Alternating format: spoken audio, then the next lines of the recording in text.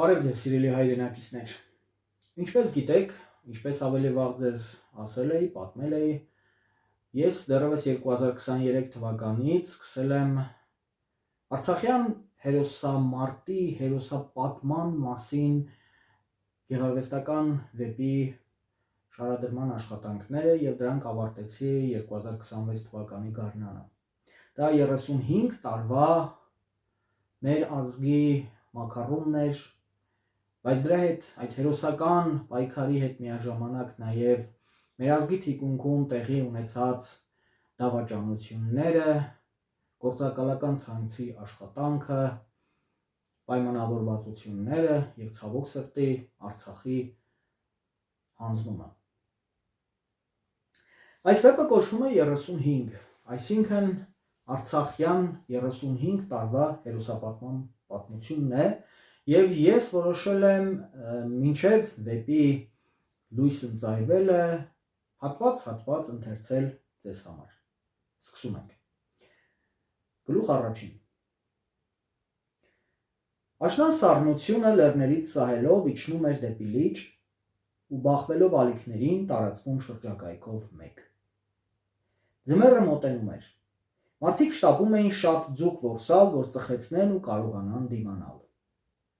Անցած տարի լիճը սառել էր, հետն էլ այնքան ցուրտ էր եղել,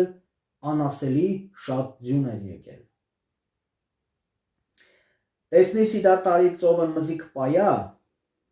ուրկանը քաշելով ու քթի տակ ինչ-որ մեղեդի դնդնալով մտածում էր գյուղից եկած ձկնորսն ու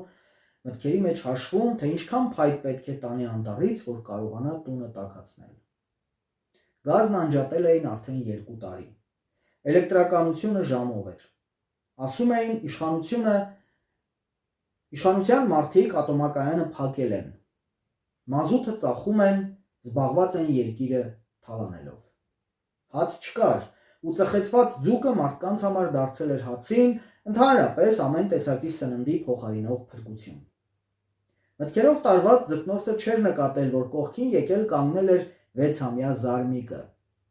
Լճի սառը քամին համբուրում էր երեխայի դեմքը, ճակատն սկսել էր ցավել սառնությունից, բայց ասես ոչինչ չէր զգում։ Օպար, պապան գուզայր տա Ղարաբաղ, մի կերպ արտաբերեց երեխան, և ձկնորսը անակնկալի եկած շրջվեց ու տեսնելով երեխային, թավ բեղերի տակից մեղմ ժպտաց։ Վայ, բալես դու եգերիս, ինչ սիր։ Պապան գուզայր տա Ղարաբաղ, կրկնեց երեխան։ Իմալ էր տա Ղարաբաղ, որակ էր տա, խոժոռվեց ձկնորսը։ Կռիվա, 20 օր չերտամ, ուան պդի էր տա պայա մեր հողն, արդեն սրցրթալով պատասխանեց երեխան։ Ղարաբաղ մզի ինչ վաղ, կուհեր մզի կսպանա ուր Ղարաբաղով, հանդա թուրքեր կմտնին բասար, այսինքն Վարդենիս, ու կիկան ու դա, են վաղ թող մտածա ուր տուն պայելու մասին։ Գորգորալով արդեն ինքն իր հետ խոսում էր ձկնորսը։ Ուրանց Ղարաբաղ մզի դա օրվան բերեց, շարունակում էր ձկնորսը։ Սպասելով ազգականի խոսքի ավարտին, փոքրիկ տղան շրջվեց ու վազելով մտավ անտառ։ Արահետները փակ աչքերով էր անցնում, խիտ սոճիներից անցնելով բարդիների շարքերի միջով դուրս եկավ ճանապարհ ու վազելով հասավ տուն։ Մայրը լաց էր լինում։ Կողքի սենյակում անծանոթ շորեր տեսավ։ Մոտեցավ, ուշադիր նայեց, զինվորական համազգեստ էր։ Վերցրեց գոտին, երկար, ծանր, մեծ աստղերով երկաթ կար։ Այդպիսի աստղ տեսել էր պատերազմի մասին սովետական ֆիլմերում։ Մեկ էլ այդ աստղից տեսնում էր հեռուստացույցի մեջ, երբ հայրը լուրջ դեմքով նստում էր սովետի սեսիաները նայելու։ Այդպես անվանում էին սովետական խորհրդարանի նիստերը, որոնց ժամանակ Գորբաչովը անընդհատ խոսում էր ինչ-որ խնդիրների մասին։ Ծնողները չէին սիրում Գորբաչովին, ասում էին ճակատի քարտեզով քանդեց երկիրը։ Երկար ժամանակ էր հեռուստացույցով էլ այդ սեսիաները չէին լինում։ Հեռուստացույցն էլ հաճախ չէին կարող միացնել։ Լույս չկար։ Աստղով զինվորական գոտին ձեռքին երեխան մոտեցավ մայրիկին։ Մամ, պապան արդեն Ղարաբաղը կերտա։ Հա, բալես, այդ շորերնին, լսվեց մոր ձայնը արցունքների միջից։ 6-ամյա տղան լավ չէր հասկանում, թե ինչու են Ղարաբաղի համար կռվում։ Ինչ են ուզում իրարից։ Ինչու են մայրիկները լաց լինում, երբ տղամարդիկ գնում են Արցախ։ Երբեմն գիշերները, երբ դուրս էր գալիս պատշգամբ, լճի մյուս կողմում երկնքում տեսնում էր ինչ-որ կայծակներ, որոնք անընդհատ կրկնվում էին։ Մեծերն ասում էին, Քելբաջարի ու Կիրովաբադի կողմից է։ Մի անգամ, երբ հարցրեց հայրիկին, լսեց շտկումը։ Բալես, Քելբաջար էլ չսիս։ Էդի թուրքերենը, հայերենն քարվաճարն է, 4000 տարի մեր պաբերն էդմալինս է, Կիրովաբադի փոխարեն էլ միշտ կսիս գանձակ, ենտեղ մեր հողնը, քարվաճարը, գանձակը, որ 100 տարի առաջ Լենինն ու Ստալինն նվիրեցին թուրքին, մգա ժամանակն է, որ հետ բերինք մեր հողն։ Պապ, բա Ղարաբաղ հայեր կան, դեմքի լուրջ արտահայտությամբ հարցրեց տղան։ Մեհեր ջան, հենց մինակ հայեր կան, բայց եթե մի քիչ էլ իդմնա շարունակվի, էլ հայեր չմնան։ Թուրքերն կսպանին սաղին, մենք պետք է օգնենք։ Մի անգամ քզիկ պատմիմ ամեն ինչ, որդու գլուխը շոյելով ու մեղմ ժպտալով ասաց հայրն ու ծխախոտը վառելով դուրս եկավ։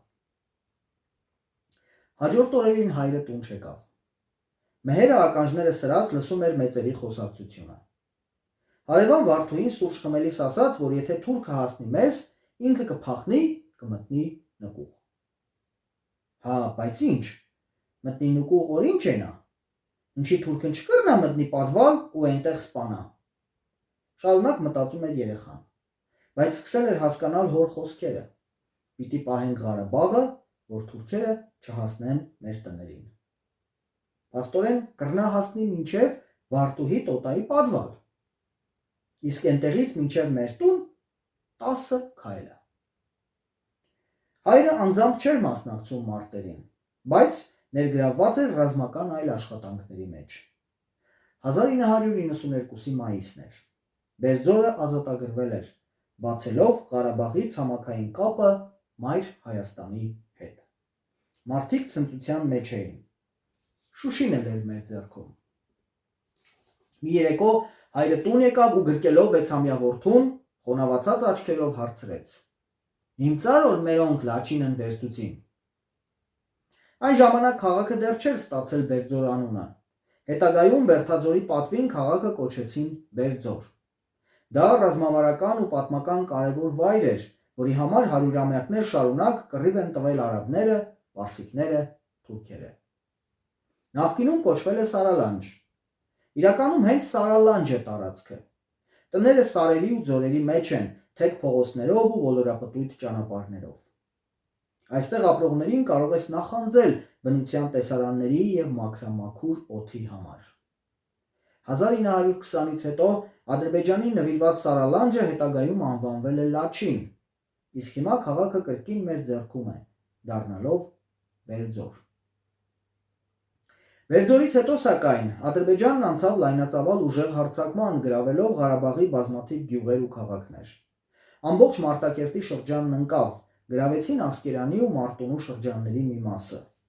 Ստեփանակերտի համար ծանր օրեր էին, փախստականներ, տարհանում, սննդի ու դեղորայքի պակաս։ Սեպտեմբերին Մեհերը Հայաստանի Մարտունու շրջանում արդեն դպրոց էր գնում, իսկ երկրում այնպիսի ծանր վիճակ էր, որ մարդիկ սովորական հագուստ գնելու հնարավորություն չունեին։ Մայրը ստիպված ձու էր տանում շուկա, փոխում կոշիկի կամ հագուստի հետ, որ երեխան կարողանա դպրոց գնալ։ Ձմռան ցուրտը բառացիորեն կտրտում էր մարմինը։ Բուքը մարդու հասակով մեկ ձյուն էր բերում, փակում գյուղերի ճանապարհները։ Մեհերի հայրը երբեմն նստում էր որդու կողքին ու պատմում իր մանկությունից։ Ձմեռվա ցուրտ մի օր, երբ Մեհերը սրսրթալով դրսից փայտ էր բերում վառարանը վառելու, հայրը կոշտացած ձեռքերով բռնեց որդու ձեռքն ու զարմացավ. Ինչու է այդքան սառը։ Պապ, ահա որ ցուրտ է, Ատամները իրար սեղմած արտաբերեց երեխան։ Պիտի սովորիս չմրսել, բալես։ Որդու ձեռքերը իր ափերի մեջ սեղմելով ու այդ կերպ տաքացնելով խոսեց հայրը։ Գինաս, երբ ես քո տարիքին ենք, մի քիչ ջուաջ, երկրորդ կամ երրորդ դասարանում, մեր տանն ընդամենը մեկ զույգ կոշիկ կար։ Իմ աղբերն քու հոպարն պահանջեց, որ հենց ինքն հագնի այդ կոշիկը։ Ու այ իդմալ ցուրտ ձմռան ես բոբի գոտներով կերտենք դբրոց։ Ու գինաս այդ օրերին սովրա չմրսել։ Ես կվազենք ձյանվերով, որ օդներսի չհասուցեն, այսինքն չհասցնեին զգալ ձյան սառնությունը։ Վալես, կյանքն շատ դժվարություններ ունի։ Դու պետք է մգավանից, այսինքն հիմիկվանից, սովորես վազել դրանց վրայով ու չհասցրուս վնասել քզի։ Հայրն էր ասում։ Մհերը հետաքրքրված լսում էր հոր խոսքերն ու պատկերացնում, թե ինչպիսին է եղել նա հայրը 8-9 տարեկանում։ Ինչպես է կարողացել ոտաբոբիկ քայլել կամ վազել ձյան վրայով ու վերջապես ինչ դաժան են եղել մարդիկ անցյալում, որ կարողացել են իր հայրիկին այդպիսի դժվարությունների առաջ մենակ թողնել։ Իսկ հայրիկի ձեռքերը այնքան կոշտ էին, որ երբեմն ցավեցնում էին երեխային, բայց այդ ցավը անգամ հաճելի էր, քանի որ այդ ձեռքերի մեջ երեխան իրեն անսահման պաշտպանված էր զգում։ Դպրոցում հանձնարարել էին սովորել Հովհաննես Թումանյանի մի կաթիլ մեղրը։ Գիրքը չկար տանը, իսկ մհերը չէր պատկերացնում անպատրաստ դպրոց գնալը։ Գիշերվա կեսին, երբ հայրը տուն եկավ, լսելով որդու խնդրի մասին, հետ դարձավ ու ինչ-որ տեղ գնաց։ Քամին ոռնոցով ձյուն էր կուտակում ամենուր։ Էլեկտրականություն չկար, բայց լուսնի լույսի տակ մհերին հաջողվեց պատուհանից նշմարել ձյան մեջ կռիվ տալով հազիվ հազ առաջ գնացող հայրիկին։ Սիրտը սկսեց արագ բաբախել։ Մեղքի զգացումը խեղդում էր կոկորդը։ Ուզում էր գոռալ, հետ կանչել տառապող հայրիկին, բայց արդեն ուշ էր։ Հայրը կորավ ձյան մեջ։ Պատուհանի մոտ նստած ու հայրիկի ճամփին նայելով երեխան հոգնեց ու չզգաց, թե ինչպես քնեց։ Երազում ինքը լճի ափին էր, բայց իր իմացած լիճը չէր։ Սա ուրիշ էր, նման չէր Սևանին։ Ինչ որ հեռավոր երազային մի վայր էր, որտեղ հնչում էր մեղմորոր երաժշտություն, ու կարծես մայրիկի անուշ ձայնը լիներ։ Երազի լճում ալիքները ավելի բարձր էին, բայց դրանցից չէր երևում և չէր մրսում մհերը։ Շնչում էր լիաթոք և վայելում անուշ մեղեդի։ Բալես, վեր կաց, գիրքն բերեր իմ։ Հանկարծ լսեց ծանոթ ձայնը ու թվաց, թե երազում է, բայց աչքերը բացելով տեսավ դիմացը կանգնած հայրիկին։ Դա աշխարհի ամենասպասված ու ամենաուժեղ մարդու ձայնն էր, որ հետագա ամբողջ կյանքում մնաց դաջված մհերի ականջներում։ Գլուխ երկրորդ. Պատերազմ։ Պատերազմը դաժան փորձություն է, մանավանդ երբ դու մենակ ես, իսկ դիմացդ հարուստների և ուժեղների բազմություն է։ Պատերազմը անհագորեն խժռում է ազգի լավագույն զավակներին, քանի որ հենց նրանք են առաջին հերթին զենք վերցնում ու գնում առաջնագիծ։ Առաջնագիծ. անիծյալ ու միաժամանակ անսահման հարազատ վայր, որը մի ընտանիք է դարձնում հայրենիքի համար պայքարի ելած կամավոր մարտիկներին։ Մի բան է, երբ քեզ պարտադրաբար կռվի դաշտ են տարել, բոլորովին այլ բան է, երբ քո ցանկությամբ ես գնացել այնտեղ, ուր շարունակ արկերի պայթյուն ու մահվան հոտ է։ Առաջնագծում արկերն էլ են աստիճանաբար հարազատ դառնում։ Պատերազմ էր ոչ միայն առաջնագծում, այլև Հայաստանի ու Ադրբեջանի մայրաքաղաքներում։ Բաքվում կուսակցություններն իրար դեմ էին դուրս եկել ու փոխադարձ մեղադրանքներ էին հնչեցնում անհաջողությունների համար։ Նախագահ Այազ Մութալիբովն ու ծայրահեղ ընդդիմադիր Աբուլֆազ Էլչիբեյը առճակատման ելան արդեն 92-ի սկզբին։ Իշխանության համը այնքան քաղցր էր, որ երկուսն էլ դրա համար չխնայեցին անգամ սեփական ժողովրդին։ Փետրվարի 20-ի երեկոյան Էլչիբեի գրասենյակ մտավ Ղարաբաղի ռազմաճակատից վերադարձած գնդապետ Արիֆ Բագիրովը։ Խոժոռված էր փորձառու զինվորականը, գործերը շարունակում էին ձախողվել։ Հայերը ինքնապաշտպանական լավ կազմակերպված կռիվներ էին մղում բոլոր ուղղություններով, իսկ Ադրբեջանի կառավարական զորքը խուճապի մեջ էր։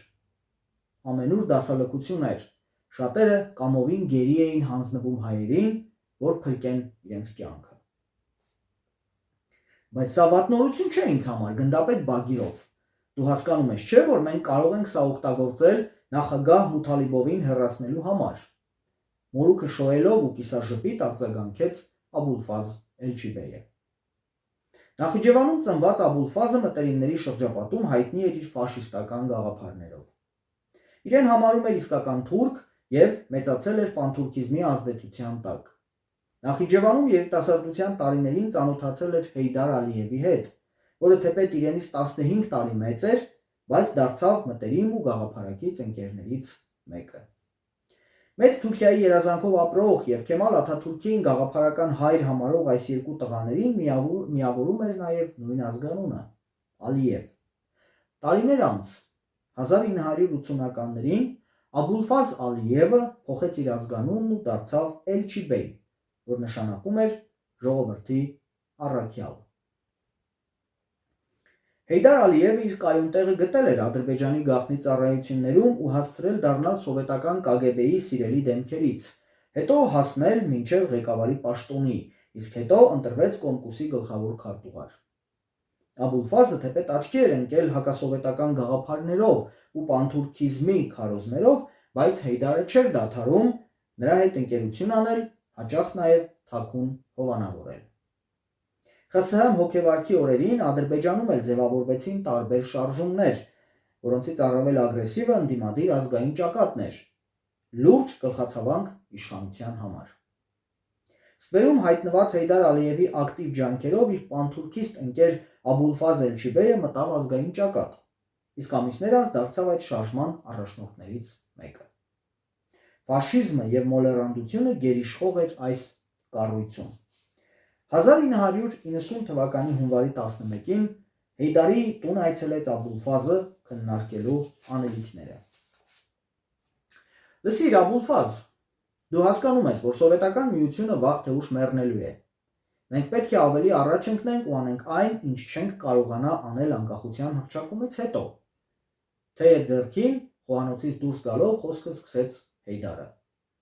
Ալլահը վկա, չես պատկերացնում, թե ինչքան եմ սպասում այդ օրվան։ Ես կասկած չունեմ, որ մենք դառնալու ենք Թուրքիայի արևելյան վիլայեթը, տեղում նստել չկարողանալով ոգևորված արձագանքեց Աբուլֆազը։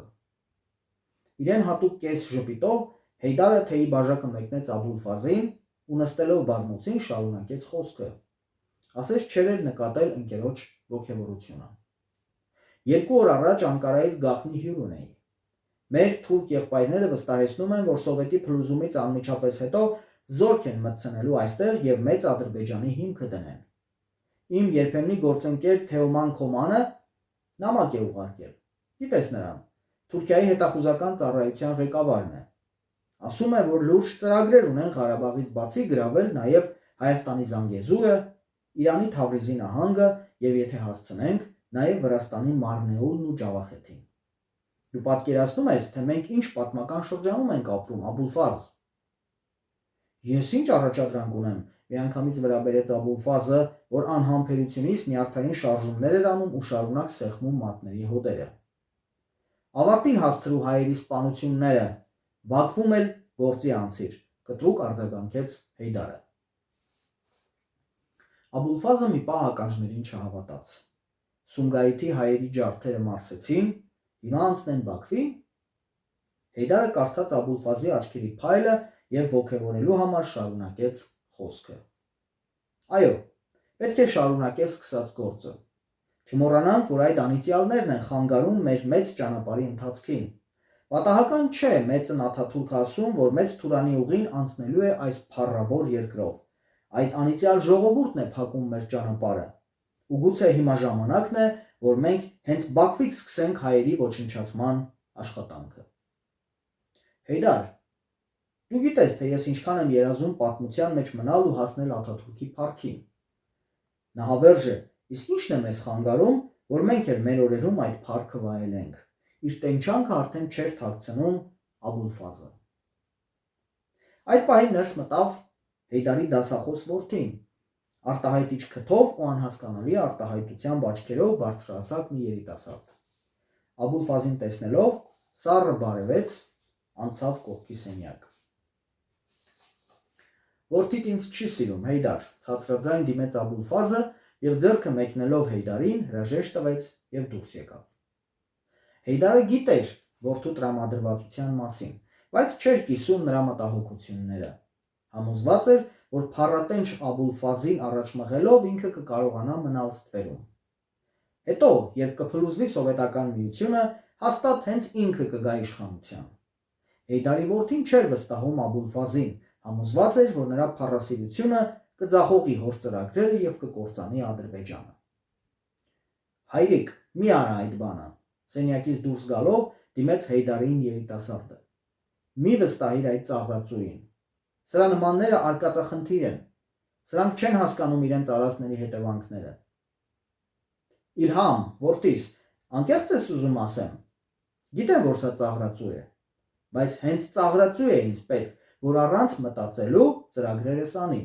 Համբերիր։ Իրեն հատուկ հանգստությամբ արձագանքեց Հեյդարը եւ վերցրեց ծխախոտը։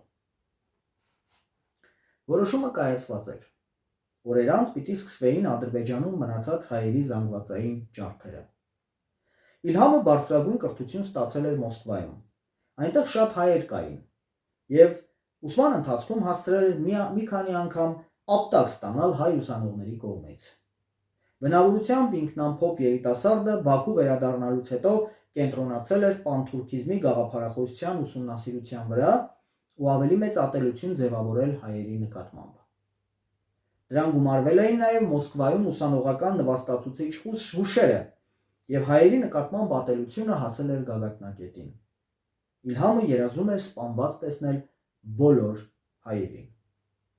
2 օր հետո Բաքվի կենտրոնում հակակառավարական ցույցի ժամանակ Աբուլֆազն ու նրա կողմնակիցները բորբոքեցին մարդկանց, ասելով, թե սոցիալական խնդիրների հիմնական պատճառը հայերն են, որոնք ուզում են Ղարաբաղը միացնել Հայաստանին։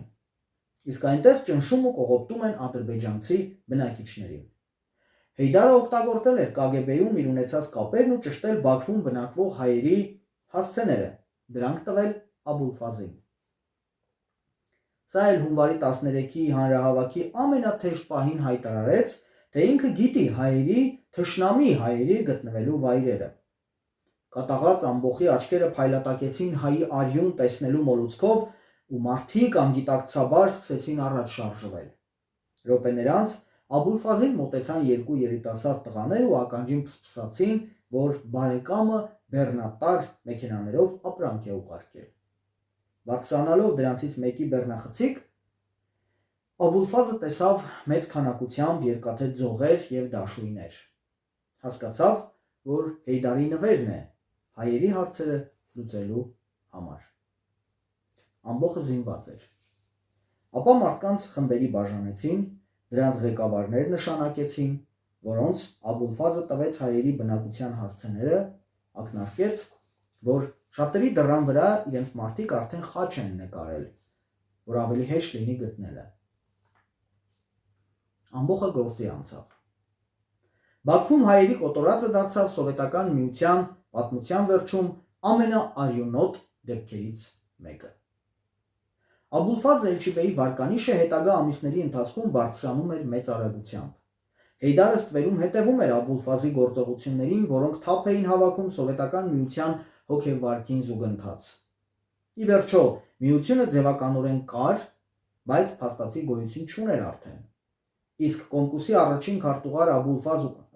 Այազ Մութալիբովը հեռահար նպատակներ ուներ։ 1991-ի օգոստոսին, հռչակելով Ադրբեջանի անկախությունը, Մութալիբովին հաջողվեց իր շուրջը համախմբել քաղաքական ուժերին ու միայնակ գնալ նախագահի ընտրության, դառնալով նորաստեղծ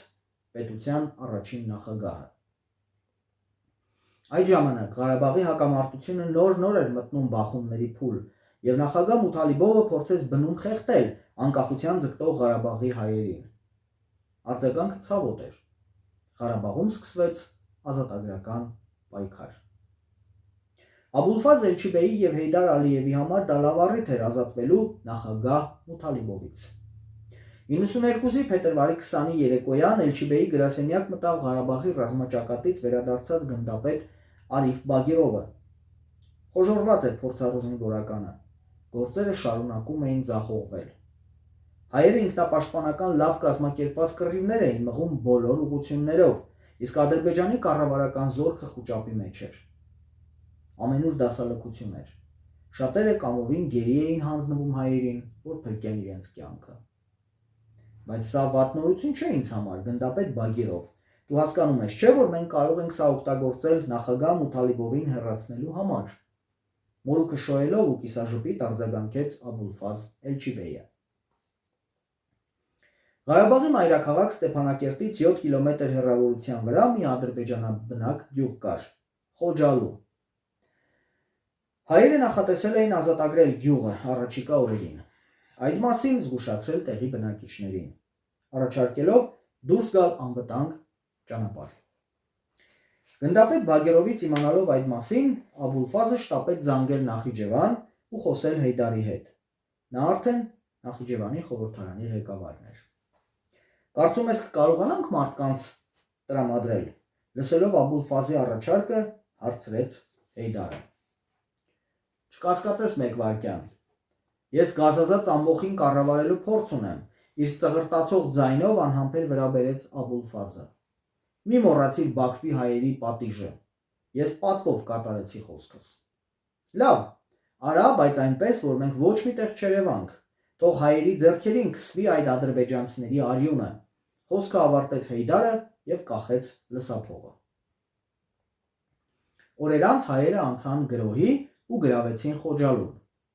Տված խոստման համաձայն ճանապարհ տվեցին մարդկանց հեռանալու համար։ Ու երբ մի քանի 100 մետր քայլել էր բնակիչների քարավանը, հանկարծ դիմացի բարձունքից կրակոցներ սկսվեցին։ Վայնասուն ընկավ ադրբեջանցի փախստականների մեջ։ Մարդիկ սպանվում էին տասնյակներով։ Փամփուշտները մխրճվում էին երեխաների գլուխներում ու ցրիվ տալիս ուղեղները ծնողների գրկի մեջ։ Այդ օրը 600-ից ավելի մարդ սպանվեց Խոջալուից դեպի Աղդամ ճանապարհին։ Գնդապետ Բագիրովի ջոկատը հաջորդ օրը հատուկ շնորհակալություն ստացավ Աբուլֆազ Էլչիբեյից առաջադրանքը կատարելու համար։ Անհրաժեշտ էր կազմակերպել ադրբեջանցիների զանգվածային ու դաժան կոտորած, դրա համար մեղադրել հայերին, իսկ հետո Ադրբեջանի նախագահ Այազ Մութալիբովին անվանել թուլամորթ ղեկավար, որը չի կարողանում ապահովել իր քաղաքացիների անվտանգությունը։ Աբուլֆազի ու Հեյդարի ծրագրերն այս անգամ էլ հաջողությամբ իրականացան։ Խոջալուի դեպքերից մի քանի օր անց Մութալիբովը ստիպված եղավ հրաժարական տալ, բայց իր կուսակցության օգնությամբ դեռ պահում էր նախագահի աթոռը։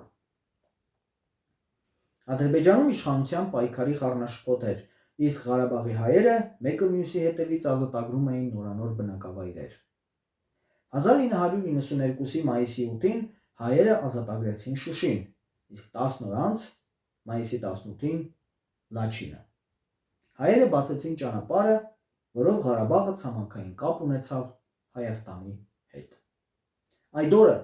երբ Աբուլֆազ Էլչիբեյի ու Հեյդար Ալիևի ճնշման տակ նախագահ Մութալիբովը վերջնականապես հեռացավ Ադրբեջանի նախագահի պաշտոնից, նույն օրը խոնավացած աչքերով տուն մտավ Սևանի ափից պատերազմի կայծերին հետևող 6-ամյա Մհերի հայրը ու գրկելով որդուն ասաց. «Իմնացար, որ մերոնք Լաչինը վերցրին»։ Հաջորդ գլուխը։ Հայերը գրավում են Չինաստանը։ Հաջորդ օրը, մայիսի 19-ին Վիեննայի պատմական Հոֆբուրգ պալատում թուրքերի բողոքի հիման վրա եվրոպական արդարադատ, ճակերտավոր արդարադատ կառույցները հատուկ նիստով քննարկում սկսեցին Լաչինի գրավման համար, մեղադրելով հայերին։ Քանի որ Ադրբեջանում ոչ նորմալ նախագահ կար, ոչ էլ գործող կառավարություն, Թուրքիայի իշխանությունն իր վրա վերցրեց Եվրոպական խորհրդում Ադրբեջանի շահերի ներկայացուցչի դերը։ Մեջբերում եմ։ 3 հայկական զորքերը գրավել են Լաչինը, հնչեց նիստի հիմնական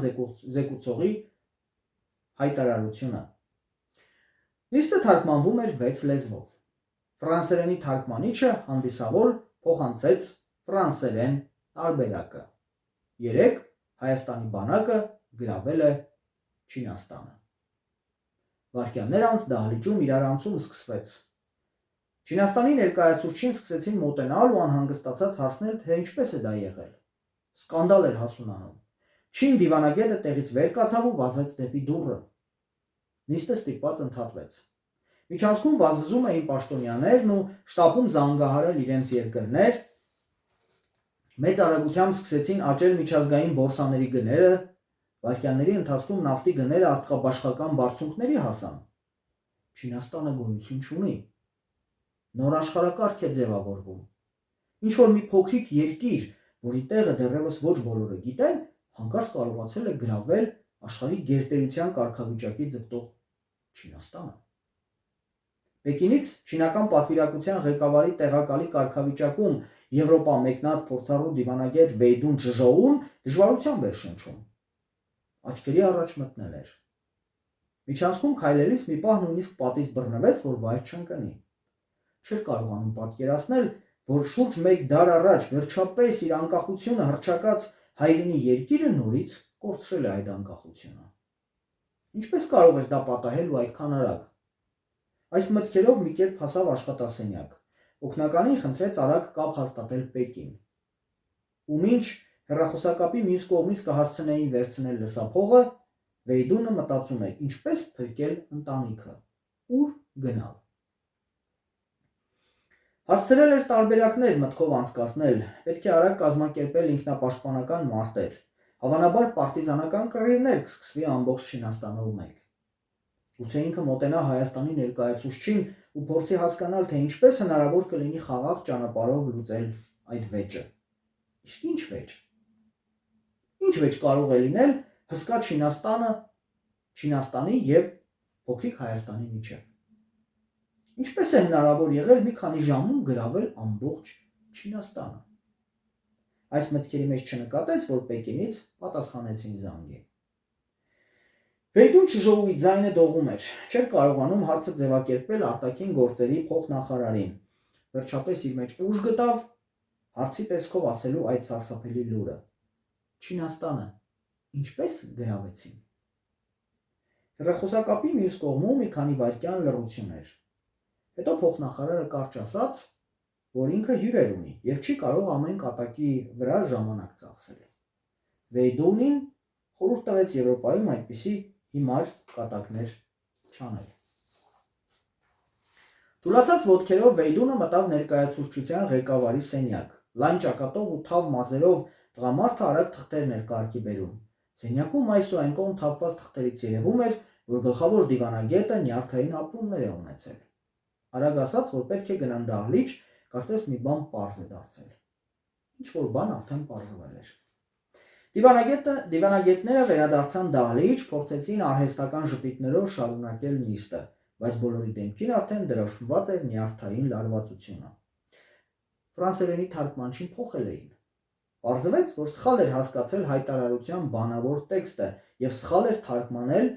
համաշխարհային աղմուկ բարձրացնելով իր մեկ բառի պատճառով։ Ժողովուրդն ասում է լեզվի սայթակում, կյանքի խորտակում։ Ֆրանսերենի երիտասարդ աղջնակ թարգմանչուհին հեռացվել էր աշխատանքից։ Հիմա ապակիների հետևում նստած էր փորձառու մի կին, խիստ հայացքով եւ անհրապույր կազմվածքով։ Նիստը վարողը հայտարարեց, որ ֆրանսիական կողմը հայտարարություն ունի անելու, շեշտելով, որ շտկումները կանին նոր թարգմանչուհին։ Կինը հանդիսավոր վեր կացավ, դահլիճում բոլոր պատվիրակները միացրին թարգմանության ֆրանսիական ալիքը, լսելու Փարիզի պարզաբանումը։ Մեջբերում եմ։ Ներեցեք, խնդրում եմ։ Հայաստանի բանակը չի գրավել Չինաստանը։ Դա Լեռնային Ղարաբաղի բանակն է գրավել Չինաստանը։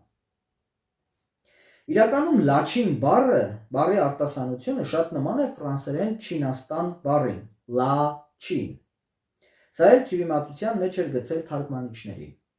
Եվրոպական խորհրդի այս տրագիկոմիկ դիպվածը շատ երկար մնաց ներկաների հիշողության մեջ։ Լաչինի ազատագրումը մեհերի հիշողության մեջ էլ տպվեց որպես Ղարաբաղի կյանքի ճանապարհ, իսկ Ադրբեջանում հաջորդաբար կյանքից զրկվում էին նախկին իշխանության կողմնակիցները։ Մի քանի շաբաթ անց Աբուլֆազ Էլչիբեյը դարձավ Ադրբեջանի նախագահի ամենահիմնական թեկնածուն։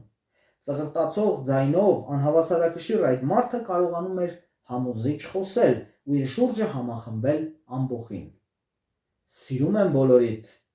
դուք իմ հպարտությունն եք։ Այս նախադասությունները շուրթերին Աբուլֆազը անցնում էր բնակավայրերով ու գրավում շարքային ադրբեջանցիների սրտերը։ Նախագահի պաշտոնում Աբուլֆազը միանգամից անցավ հարձակման ու փորձեց ամբողջությամբ կոտրել Ղարաբաղի հայերի դիմադրությունը։ Թուրքական զորքի քողարկված, բայց ակտիվ մասնակցությամբ Ադրբեջանը 92-ի ամռանը կարողացավ իր վերահսկողության տակ վերցնել Մարտակերտի շրջանը եւ Ղարաբաղի մեծ մասը։ Չբավարարվելով արագ ձեռքբերումներով Աբուլֆազը հրամայեց սկսել Հյուսիսային Արցախի ու Նախիջևանի ամբողջական հայաթափումը։ Արցախի պատմությունը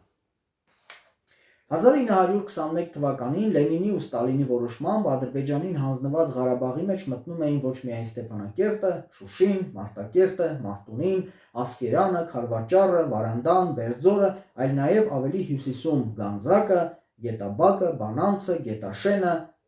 Ոսկանապատը, Գյուլիստանը, Չարդախլուն ու էլի հարյուրավոր հին հայկական բնակավայրեր, որոնք պատմական Արցախի անբաժան մաս են կազմել։ Սովետական տարիներին Մեծ Արցախը նախ երկու մասերի բաժանվեց, ապա փոքր շրջանների, հետո յուրացվեց որպես ինքնավար հանրապետություն, թողնելով լոկ մի փոքրիկ կտոր, անվանելով այն Լեռնային Ղարաբաղ։ Ու թեպետ ադրբեջանցիները համառորեն պնդում էին, թե Ղարաբաղ անունը հայկական ծագում չունի, հետևաբար տարածքի պատմությունն էլ հայերի հետ կապ չունի,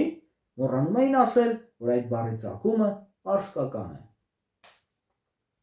13-րդ դարի պարսիկ պատմիչ Համդալլահ Ղազվինին է առաջիններից մեկը հիշատակել Ղարաբաղ անունը, նշելով Կուր գետի աջ ափը, իսկ անվանումը պարսկերենից թարգմանաբար նշանակում է Սև այգի, կամ ավելի ճիշտ Սև խաղողի այգի։ Քանի որ պարսկերեն Ղարա կամ Քարա նշանակում է սև, իսկ Բաղ նշանակում է խաղողի այգի, հետևաբար Ղարաբաղ նշանակում է պարսկերենից Սև խաղողի այգի։ Ու քանի որ ամեն ինչ թուրքերն ու ադրբեջանցիները գողանում յուրացնում են հարևաններից, այստեղ անվանումն էլ փորձեցին իրենցով անել։ Իրականում Ղարաբաղի հսկայական տարածքի իրական անունը Արցախ է, որը հնամենի ավելի քան 4500 տարվա լեգենդար պատմություն ունի։ Երբ Քրիստոսից առաջ 2492 թվականին Հայկ Նահապետը Արարատ լեռան լանջին ստեղծեց իր տունը եւ հիմք դրեց հայ ժողովրդին, նրա հետնորդներից Արա Գեղեցիկ արքան սիրում էր հաճախ լինել այն վայրերում, որտեղ հիմա Արցախն է։ Ու քանի որ այնտեղ անծայրածիր անտառներ կային, Արա Գեղեցիկ արքան օրեր շարունակ ձիավարում էր այդ անտառներում որս անում։ Ժողովուրդն էլ իր սիրելի թագավորի պատվին տարածքը անվանեց Արայի անտառ։ Ու քանի որ անտառ բառը հայերենի բարբառներում կիրառվում է նաև ցախ ձևով, տեղանունը դարձավ Արայի ցախ, Արցախ։ Մի քանի տասնյակ տարի առաջ քոչվոր անասնապահությունից նստակյաց կյանքի անցած ադրբեջանցիները ինչ իմանան, թե ինչ է նշանակում 4500 տարվա պատմություն, երբ իրենք նոր փորձում են պատմություն գրել, հաճախ գողանալ ուրիշներից, իրենց վերագրել ուրիշների արածները։ Ֆրանսիացի պատմաբան Սեն Սիմոնն ասում է. ազգերը, ինչպես անհատները, կարող են ապրել միայն երկու կերպ՝ գողանալով կամ արտադրելով։ Թուրքերը, նրանց հետքով նաև ադրբեջանցիները նախընտրեցին գողանալու տարբերակը, որը հեշտ եւ արագ է։ Այդ կերպ թուրքերը 1000 տարի հայերից գողացան պատմական հուշարձաններն ու մշակույթը, հետո վերջին 100 տարում արդեն ադրբեջանցիները հետևեցին թուրքերի օրինակին։ Իրենցով արեցին ոչ միայն մեր երգերը, երաժշտական գործիքները, նույնիսկ բերդերն ու եկեղեցիները, փոխեցին հայկական տեղանունները, ձևախեղումների ենթարկելով դրանք։ Պատմական Գետաբակը սարքեցին Գեդաբեյ, Քարհատը Դաշքեսան, Գանձակը Գյանջա, Պարտավը Բարդա, Տավուշը Թովուզ եւ այդպես շարունակ։ Զարմանալին ու զայրանալու աստիճան վատը այն է, որ հայերը ոչ թե կարճած են մնում իրենց պատմական արժեքներին, այլ կրկնում են թուրքի ասածը։ Մարդիկ գերադասում են օգտագործել ադրբեջանական կամ թուրքական հորինված տեղանունները, քան բնիկ հայկականը։ 1992-ի գարնանը Շուշին ու Բերձորը հայերի կողմից ազատագրվելուց հետո ադրբեջանա-թուրքական զորքը հարձակման անցավ հյուսիսային ուղղություններով, փորձելով իր հսկողության տակ վերցնել ոչ միայն Արցախի Մարտակերտը, այլև նույնիսկ Հայաստանի Տավուշի շրջանի բնակավայրերը, իսկ Տավուշի ու Մարտակերտի մեջտեղում հյուսիսային Արցախն էր, որտեղ այդ ժամանակ ապրում էր 110,000-ից ավելի բնիկ հայ։ Ադրբեջանի նախագահ Աբուլֆազ Էլչիբեի հրամանով 92-ի հունիս-օգոստոս ամիսների ընթացքում Գորանբոյ անունով հատուկ գործողություն կազմակերպվեց, որի հետևանքով սկսվեց հյուսիսային Արցախի ամբողջական հայաթափումը։ Չբավարարվելով իր հսկողության տակ եղած հայկական տարածքների հայաթափումով, Ադրբեջանը հարձակման անցավ նաև Հայաստանի Սովետական Հանրապետությանը պատկանող տարածքների վրա։ Անհավասար ուժերի բախման հետևանքով Ադրբեջանին հաջողվեց գրավել Հայաստանի Տավուշի մարզի Կոթի, Բերթավան, Բարեկամավան, Վազաշեն, Պառավաքար, Մովսես, Չինարի, Վերքաբեր գյուղերի հարակից տարածքները։ Ընդհանուր առմամբ մոտ 150 քառակուսի կիլոմետր տարածք, որը մայրաքաղաք Երևանի կեսի չափ տարածք է։ Այս գյուղերն ընկան ադրբեջանական զորքի ուղիղ նշանառության տակ ու հաճախակի թիրախ դարձան թշնամու կրակոցների համար։ Որքան մարդիկ սպանվեցին կամ հաշմանդամ դարձան իրենց տներում ադրբեջանական հրթիռների կամ կրակված փամփուշտների հետևանքով։ Հաջորդ գլուխը Նախիջևան։ Այդ նույն ժամանակ թիրախավորվեցին ու իրենց տներից հանվեցին նաև Նախիջևանի հայերը։ Այստեղ եւս հազարավոր տարիներ հայրենի բնօրրանում իրենց ավանդույթները, մշակույթն ու կենցաղն էին ստեղծել ու պահպանել հայերը։ 1604 թվականին Պարսկաստանի ազգությամբ թուրք Շահ Աբասի արշավանքի հետևանքով միայն Նախիջևանից բռնի տեղահանվեց ավելի քան 250,000 հայ, որոնք տեղափոխվեցին Պարսկաստանի խորքերը։ Նրանց մեծ մասը մահացավ գաղթի ճանապարհին, իսկ հայերի ունեցվածքը մնաց անտեր։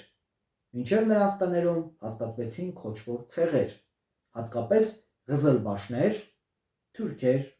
թաթարներ։ Մինչև Շահ Աբասի այդ աղետալի արշավանքը Նախիջևանում կային բազմաթիվ պատմական հայկական բնակավայրեր,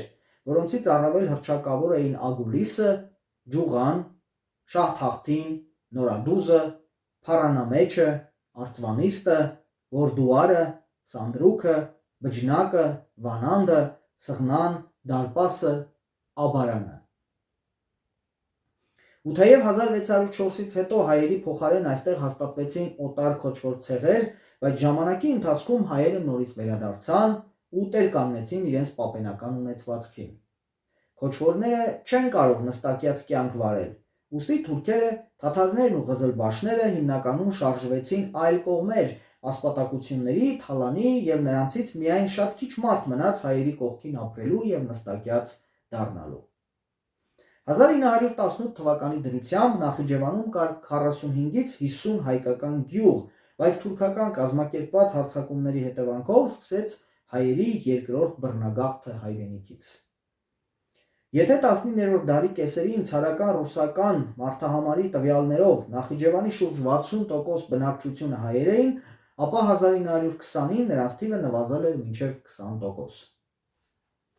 Նախիջևանում, որտեղ համաշխարհային ջրհեղեղից հետո իր առաջին տունը կառուցեց Նոյ նահապետը, հարյուրավոր հայկական բնակավայրերը կրկին դատարկվեցին հայերից։ Նախիջևան, Նախ Իջևան, այսինքն առաջին Իջևանը մարդու համար, որտեղ Նոյ նահապետի գերեզմանն է, բայց դարձավ գերեզման նաև 100,000-ավոր հայերի համար։ Հայերի նման թուրքերի գազանային վերաբերմունքի արժանացան նաև հայերի կառուցած վանքերը, եկեղեցիներն ու ամրոցները։ Թուրքերն ու թաթարները ավերեցին Նախիջևանի Գանձասարի Սուրբ Գրիգոր Լուսավորիչ եկեղեցին, որը միջնադարյան հայկական հոգևոր կենտրոն էր։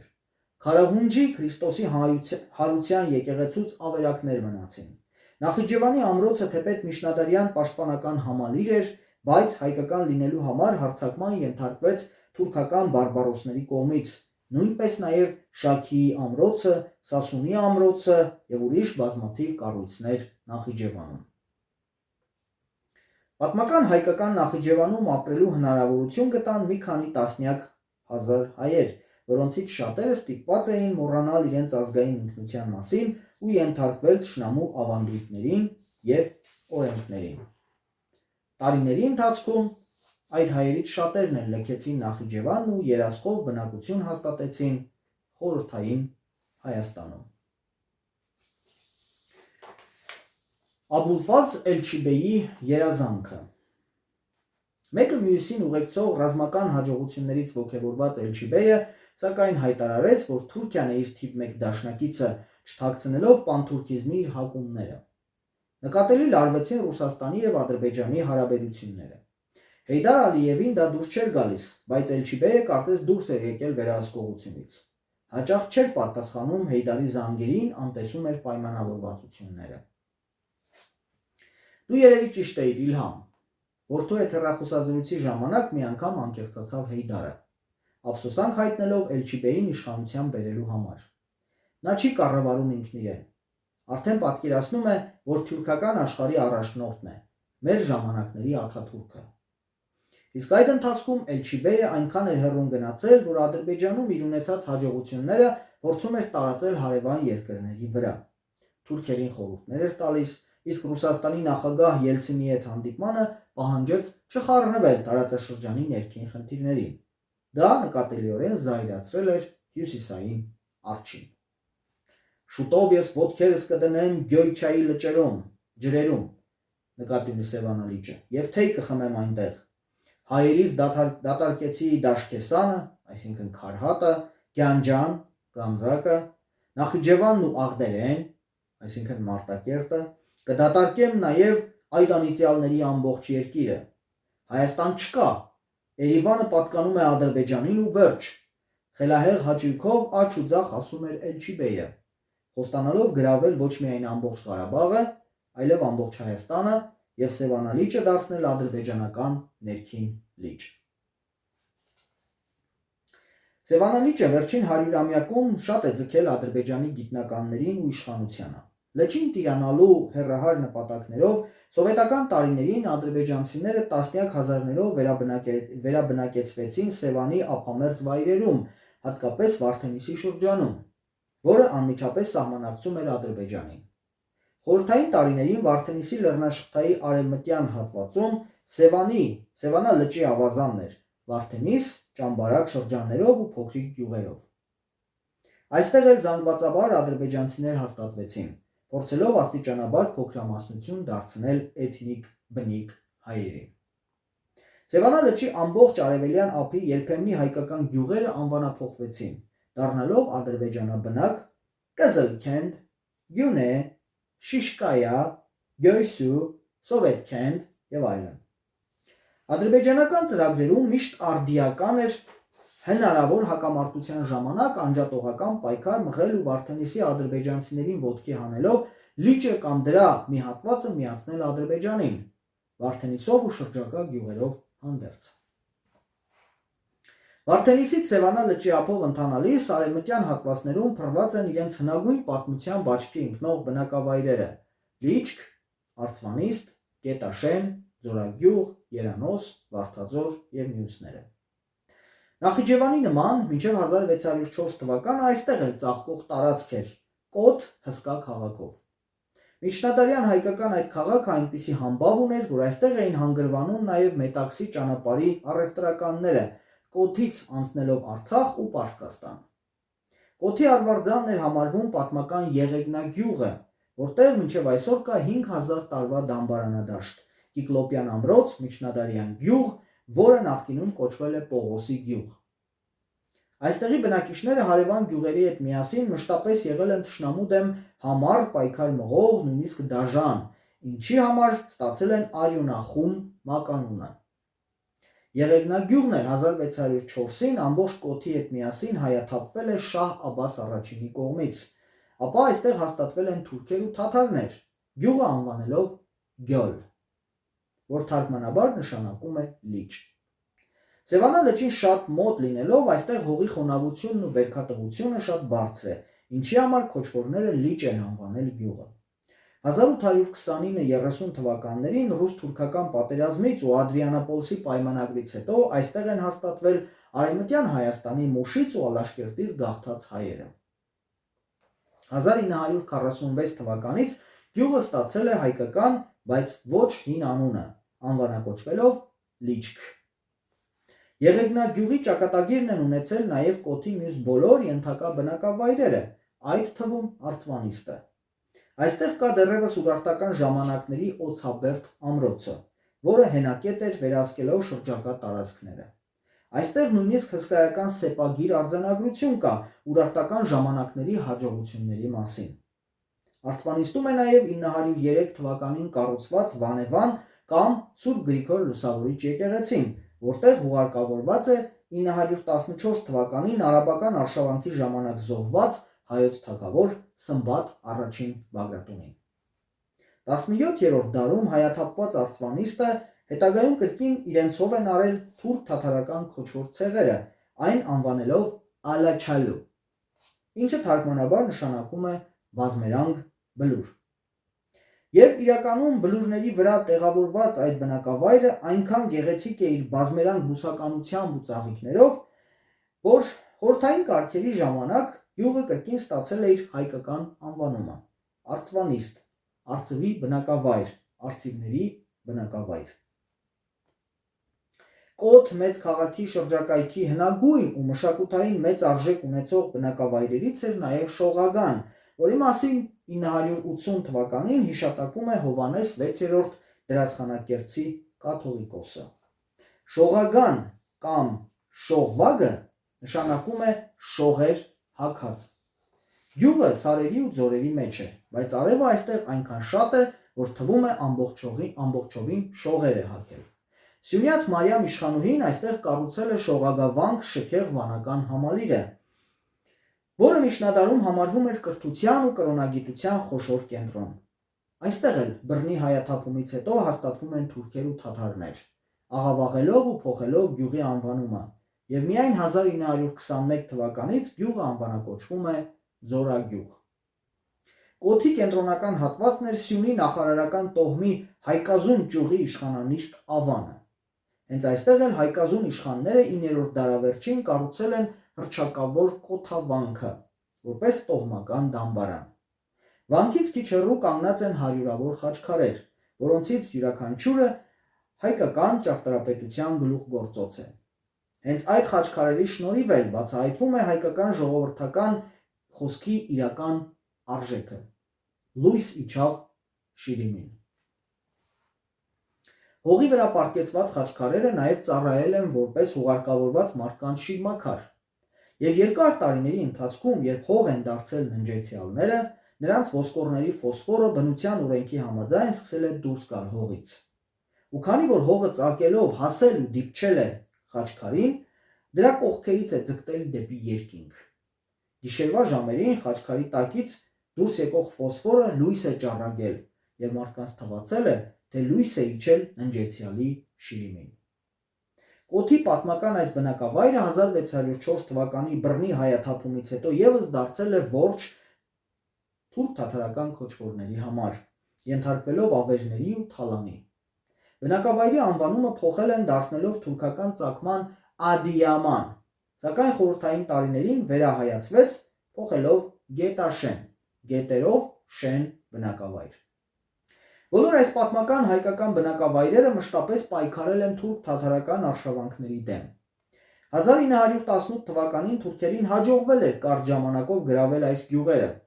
բայց դրանք ազատագրվեցին շնորհիվ տեղի ինքնապաշտպանական ուժերի եւ Զորավար Անդրանիկի պայքարի։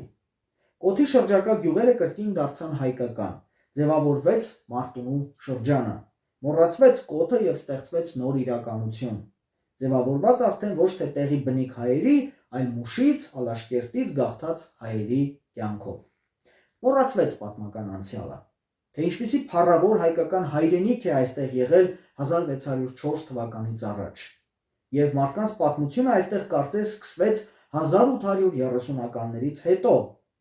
բայց թուրքերն ու թաթարները չմոռացան այս տարածաշրջանի նկատմամբ իրենց նկրտումների մասին։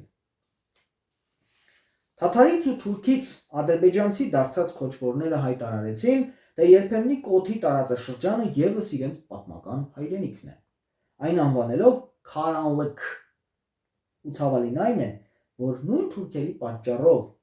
իրենց ծննդավայրը, պապերի գերեզմաններն ու կենսագրությունը կորցրած հայերը համակերպվեցին թշնամու այդ քարոզչության հետ եւ իրենց բնակավայրերի տեղանունները սկսեցին կոչել ոչ թե հայկական, այլ հենց թուրքական տեղանուններով։ Հայկական Մարտունին թուրքական Քարանլыk, Գետաշենը Ադեյաման, Արցվանիստը Ալաչալու, Լիչքը Գոլ, Ծովասարը Թազաքենդ եւ այդպես շարունակ։ Հարյուրամյակների ծանր մակարոնն ու շարունակական կորուստները հայերի միջից հանել են սեփականը աչքի լույսի պես պահելու կարողությունը, հայրենիքը ենթագիտակցորեն համարելով հյուրանոց։ Իսկ եթե իրենց բնակության վայրը հյուրանոց է, ապա այն ժամանակավոր կեցավայր է, որի համար պայքարելը եւ արյուն թափելը իմաստ չունի։ Եվ կարելի է այն զիջել ուրիշին, տալ ուրիշի անունը եւ դժվար պահերին գնալ ուրիշ հյուրանոց։ Այդպես 200 տարի մարդիկ իրենց հայացքները հառում էին արևմտյան Հայաստանում մնացած իրենց պատմական ծննդավայրին, անտեսելով արևելյան Հայաստանի հայրենիքի գաղափարը։ Մինչդեռ, եթե ուզում ես նորից տեր կանգնել քո պատմական հայրենիքին, պիտի ուժեղացնես պետություն ունեցող ազատ հայրենիքը, որպեսզի կարողանաս ազատագրել նաև Թուրքի ձեռքում ստրկացված մասը, արևմտյան Հայաստանը։ Եվ միայն քչերը, շատ քչերը այս գիտակցումով պայքարեցին հանուն հայրենիքի,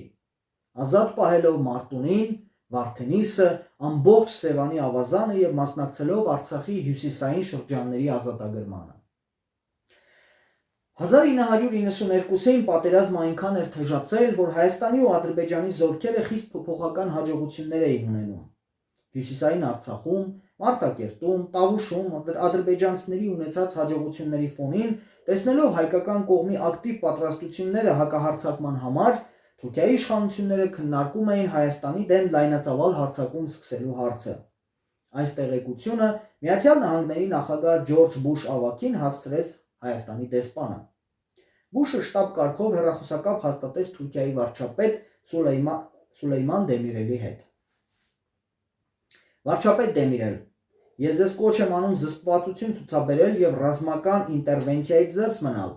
Իրավիճակը չափազանց բարդ է, ողջույնի արարողակարգային խոսքից անմիջապես հետո շտապեց ասել ԱՄՆ նախագահը։ Թուրքիայի վարչապետը հասկացավ, որ տեղեկատվության արտահոսք է եղել ու փորձեց փափուկ բարձ դնել Բուշի գլխի տակ։ Պարոն նախագահ, ես մեր մարդկանց խնդրել եմ զինվել համբերությամբ։ Ես նրանց ասում եմ, որ ռազմական ինտերվենցիան անհնար է։ Ընդհանրապես, մենք այսօր չենք կարող զենքով հարց լուծել։ Մենք կաշխատենք նաև մեր ադրբեջանցի եղբայրների հետ։ Ջորջ Բուշ ավագը սակայն չհավատաց Թուրքիայի վարչապետի հավաստիացումներին։ Հաջորդ օրը հանդիպելով ՄԱԿ-ի գլխավոր քարտուղար Բուտրոս Ղալիի հետ, Բուշը տեղեկացրեց, որ Թուրքիան ամենայն հավանականությամբ կհարձակվի Հայաստանի վրա, իսկ դա իրենց ցանկալի զարգացում չէ։ Մանավանդ որ տարածաշրջանային հակամարտությունը կարող է վերածվել լայնածավալ պատերազմի տարբեր երկրների մասնակցությամբ։ Արդեն մայիսի 21-ին Մոսկվայում ԱՄՆ դեսպանությունը շտաբ հաղորդագրություն ուղարկեց Վաշինգտոն, որ թուրքական զորքերը զբաղեցրել են համապատասխան դիրք եւ պատրաստվում են հարվածել հայկական զորքերին։ Որպես առիթ օգտագործվելու էր իբրև թե հայերի կողմից Նախիջևանի վրա հարձակվելու փորձը։ Հայ-ադրբեջանական հակամարտության մեջ Թուրքիային ներքաշվելու ծրագրերը մշակում ու Անկարա էր ուղարկում Աբուլֆազլ Էլչիբեյը։ Նրան մի կողմից ոգևորում, մյուս կողմից ներքուստ մտահոգվում էր Հեյդարը։ Հին աղվեսը հասկանում էր, որ հաջողություններով ոգեշնչված Աբուլֆազը կանգ չի առնի եւ կփորձի ամբողջ տարածաշրջանը կրակի տալ։ Մյուս կողմից Հեյդարն ինքն էլ էր հասկանում, որ դա նաև Թուրքիայի իշխանության ցանկությունն է, իսկ եթե այդպես է, ինչու ոչ։ Թող Աբուլֆազլն էլ այրվի իր վառած կրակի բոցերի մեջ։ Այսօր այսքանը, հաջորդիվ շարունակենք Շահումյանի անկումը գլխից։ Առայժմ